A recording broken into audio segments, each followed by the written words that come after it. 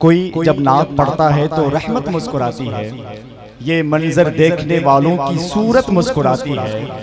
लतीफ़े छेड़कर जब मैं अपनी माँ को हंसाता हूँ, मुझे महसूस होता है कि जन्नत मुस्कुराती है। लतीफ़े छेड़कर जब मैं अपनी माँ को हंसाता हूँ, मुझे महसूस होता है कि जन्नत मुस्कुराती है।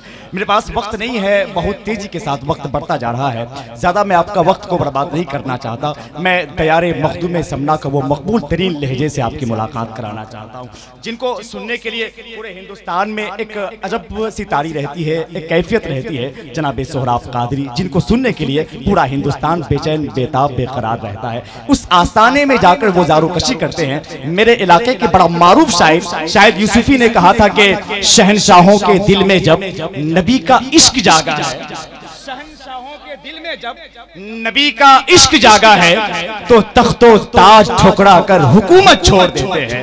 जनाबे सोहराब कादरी, जिनका इस्तकबाल कीजिए। नारे तकबीर, नारे रिसालत। अरब की सरजमी पर ऐसी कुछ रातें भी होती हैं, अरब की सरजमी पर ऐसी कुछ रातें भी होती है, मदीना और जन्नत की मुलाकातें भी होती है। अरब की सरजमी पर ऐसी कुछ रातें भी होती है, मदीना और जन्नत की मुलाकातें भी होती है। मेरे सरकार का दीवाना है, पागल नहीं कहना, मियाँ उसकी मदीने वाले से बातें भी होती है।